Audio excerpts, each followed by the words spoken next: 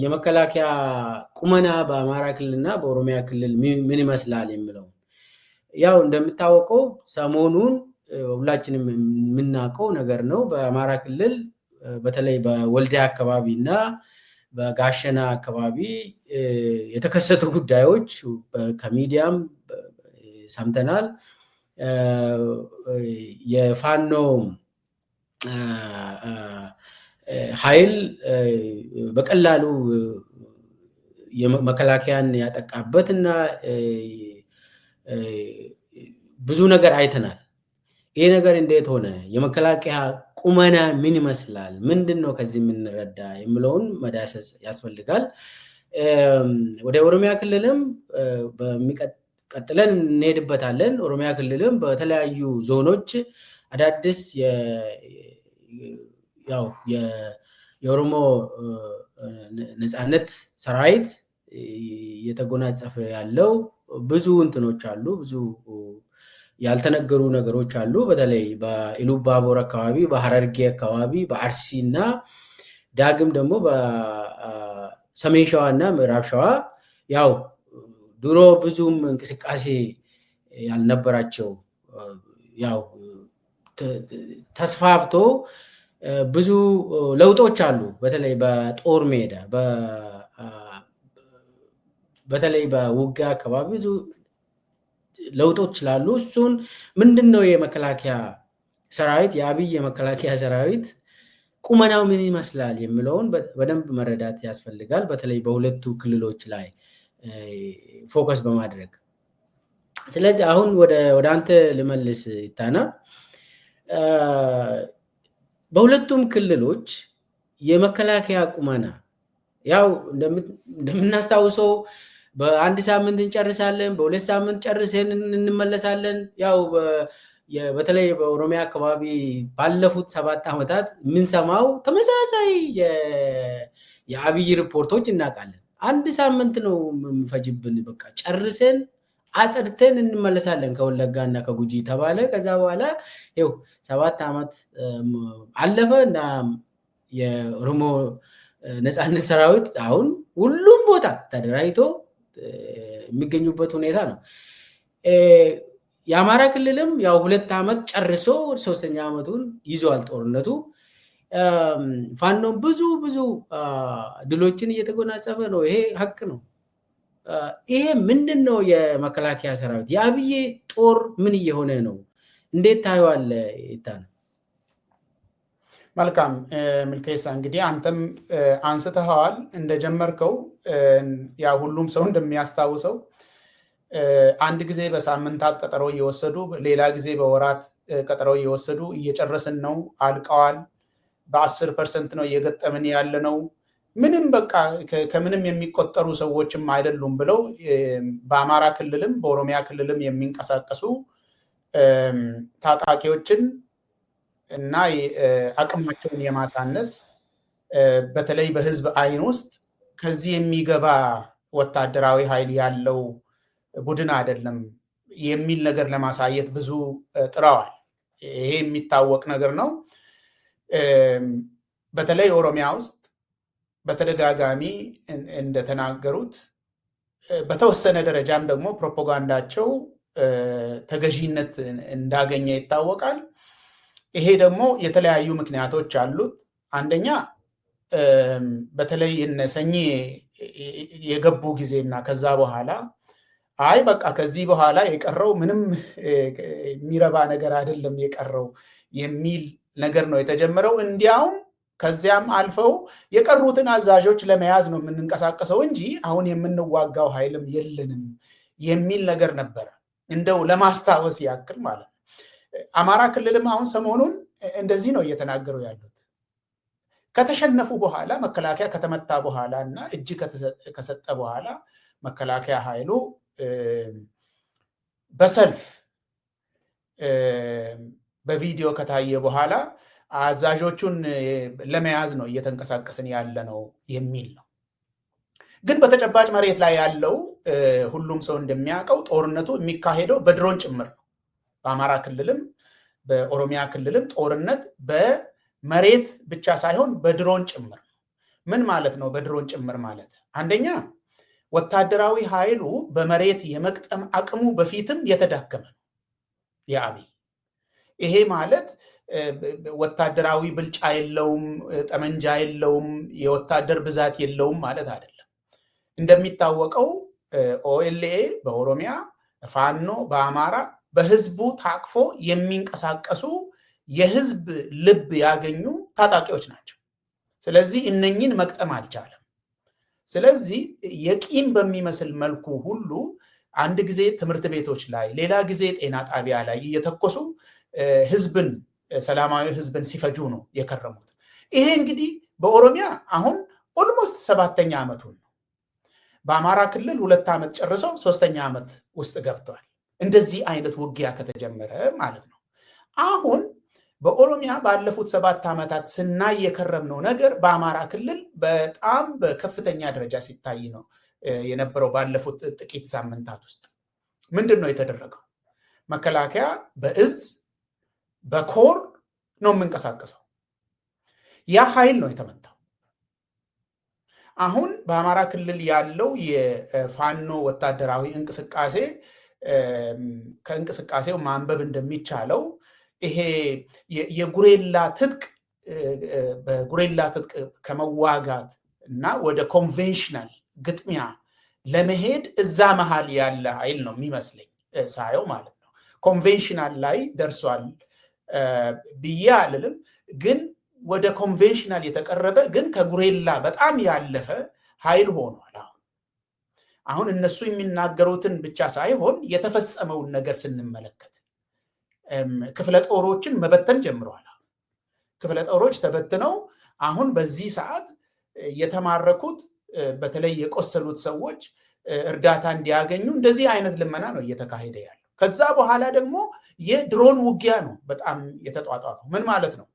በመሬት የሚንቀሳቀስ ወታደራዊ ኃይል ቅድም እንዳልኩት ፋኖን የመቅጠም ያለው አቅም የተመታ ነው ማለት ነው።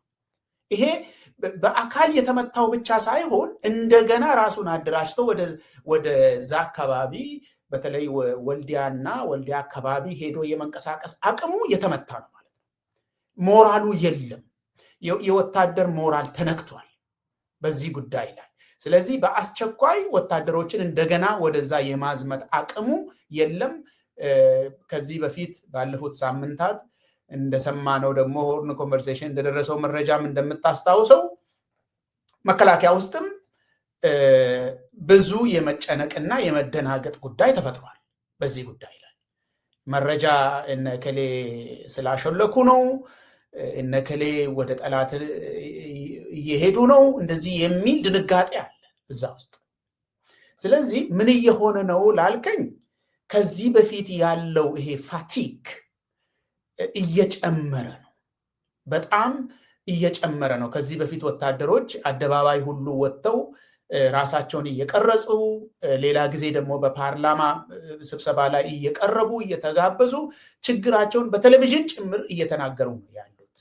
ይበቃናል፣ ደክሞናል፣ ሰልችቶናል ከህዝባችን ጋር መዋጋት የሚል ይሄ ነገር በጣም አስቸጋሪና መቆጣጠር ከሚቻልበት ጊዜ አገዛዞ መቆጣጠር ከሚችልበት ደረጃ እያለፈ ያለ ነው የሚመስለኝ ምልኬሳ። እና ኦሮሚያ ውስጥም የተደረገው ይሄው ነው።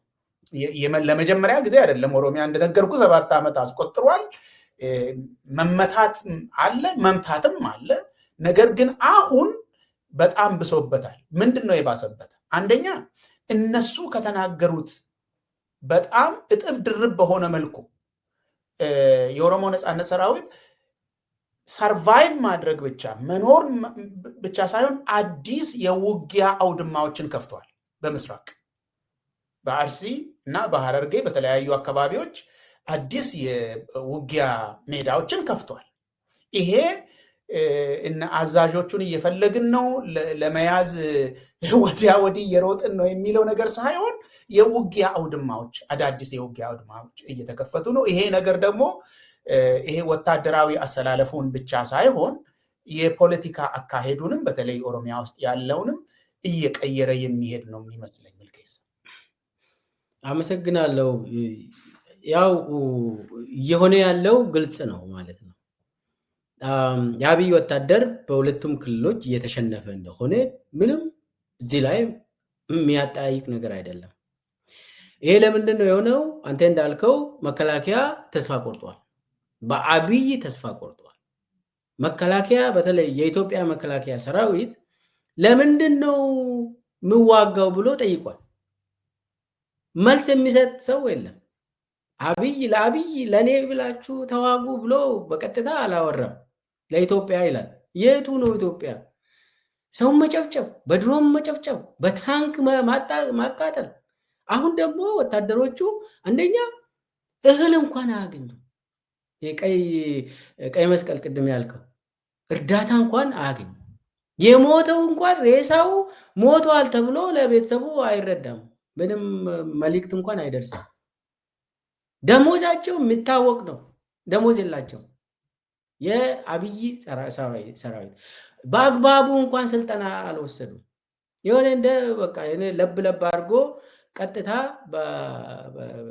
በማይሆን እንትን አመራር ወደ አማራ ክልል ወደ ኦሮሚያ ክልል እንዲዘምቱ ይደረጋል። ህዝብን እንዲጨፈጨፉ ይደረጋል። ከዛ በኋላ ያው ይማረካሉ፣ ይሞታሉ። አካላቸውን ያጡ ሰዎች ደግሞ መንገድ ላይ ለማኝ ነው የሚሆኑት። በአብይ ዘመን እንደዚህ ለሰራዊት ማሰብ ምናምን የለም። ስለዚህ አሁን በፖለቲካ አብይ ስለተሸነፈ በወታደርም እየተሸነፈ ነው። ስለዚህ አብይ እየተዘረረ ነው በሁሉም ቦታ።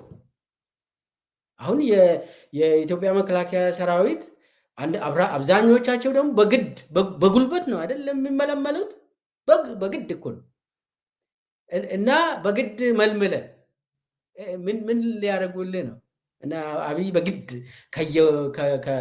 በተለይ ደግሞ ከኦሮሚያ የሚመለመሉት እኮ በየ6 ወሩ እንደ እንትን ወረራ ይካሄዳል።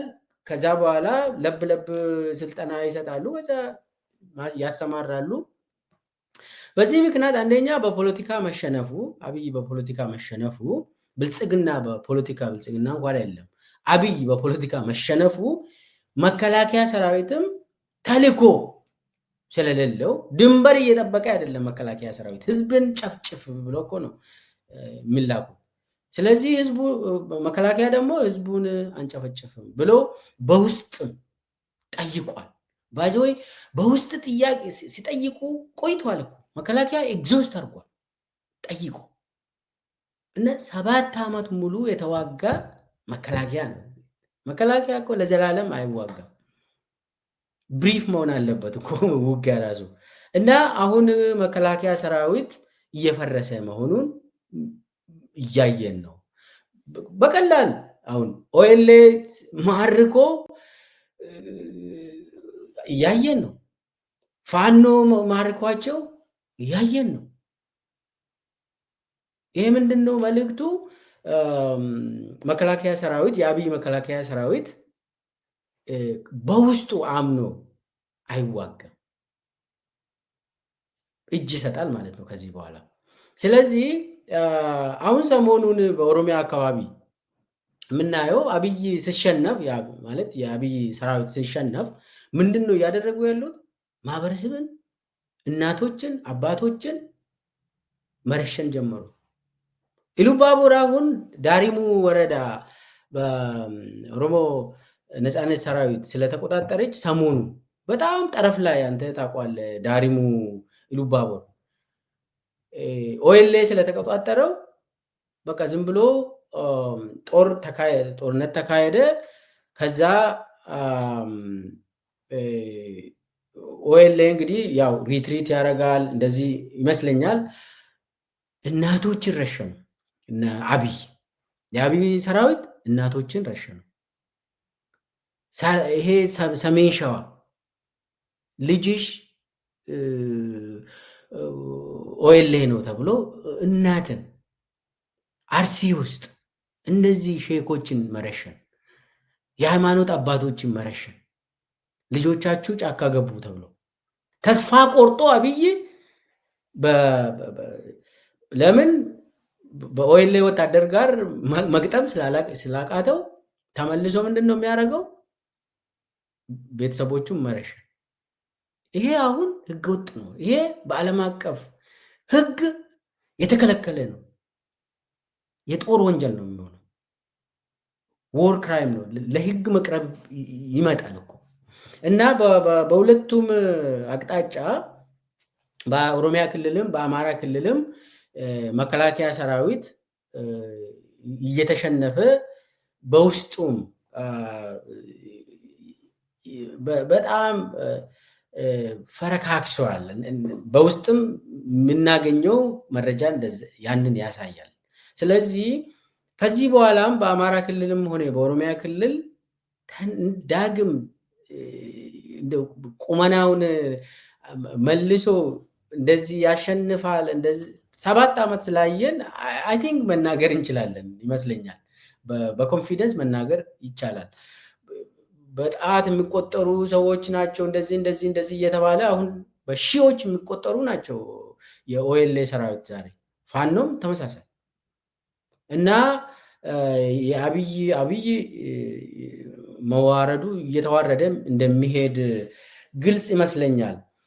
የሚጨምር ነገር ካለ ትጨምርና ወደ የአብይ አቤቱታ እንሻገር። ወደ አቤቱታው ሳንሄድ ምልኬሳ የኃይል ሚዛን ጉዳይን ስላነሳን ርዕሳችንም ስለ ኃይል ሚዛን ስለሚያወራ እሱን አንድ ነገር ለማለት ነው። የኃይል ሚዛን ስንል አንደኛ ባለፉት ዓመታት በትግራይ ጦርነትም ኦሮሚያ ውስጥ ባለውም በተለያዩ ቦታ በሚደረጉ ግጭቶችም ይሄ አገዛዝ ከርሟል ማለት ተቀባይነት አግኝቶ የህዝብ ድጋፍ አግኝቶ ሳይሆን አንድ ጊዜ እየመታ አንድ ጊዜ እየተመታ ከርሟል። እስከ ዛሬ ድረስ ደርሷል። ትግራይ ላይ የተደረገውን ሁላችንም እናውቃለን። በዛን ጊዜ ወታደራዊ የበላይነት ያገኘበት ጊዜ ነበረ። ከዛ በኋላ ደግሞ ሱሪው ዝቅ ተደርጎ በዱላ እየተደበደበ ሸሽቶ ወደ ዋና ከተማ ተመልሷል። ከዛ በኋላ ያለው ሁኔታ በአፍጢሙ እየደፋው እንደሆነ አውቆ ለምኖ አስለምኖ በፊት ተለምኖ እምቢ ያለው ለምኖ አስለምኖ ለድርድር ቁጭ ብሎ ፈርሞ ፋታ አግኝቷል። ያለው እውነት ይሄ ነው። በኦሮሚያም እንደዚህ ነው። አንድ ጊዜ እያባረረ አንድ ጊዜ እየሸሸ 7 ዓመት ደርሷል። እንግዲህ የኃይል ሚዛን ስንል አሁን ይሄ ነገር እየተቀየረ ነው ማለታችን። ይሄ ነገር እየተቀየረ ነው። ምንድን ነው የሚቀይረው? አንደኛ እስከ ዛሬ ድረስ አገሪቷ ያላትን ሀብት በሙሉ ተጠቅሞ የሰውም የገንዘብም የቴክኖሎጂም ኃይል ተጠቅሞ በአማራና በኦሮሚያ ያሉትን ወታደሮች ማሸነፍ አልቻለም። ኦኤልኤን ማሸነፍ አልቻለም። ማሸነፍ ይቅር ባሉበት ቦታውም ተገድበው እንዲቆዩ ማድረግ አልቻለም። አዲስ የውጊያ አውድማ ከፍተዋል ብለናል። ይሄ ነው እየተደረገ ያለው። በአማራ ክልል በቴሌቪዥን በተለያዩ ሚዲያ አውታሮች ሲታይ እንደከረመ ነው። ክፍለ ጦሮችን ነው እየበተነ ያለው። ክፍለ ጦሮችን በትኖ እጅ አሰጥቶ እንዳውም መግለጫ እያወጡ የቆሰሉ ሰዎችን እባካችሁን ተቀበሉኝ፣ ከመንግስት እነሱ በልጠው ለሰው ህይወት አስበው እባካችሁ እያሉ ነው ያሉት።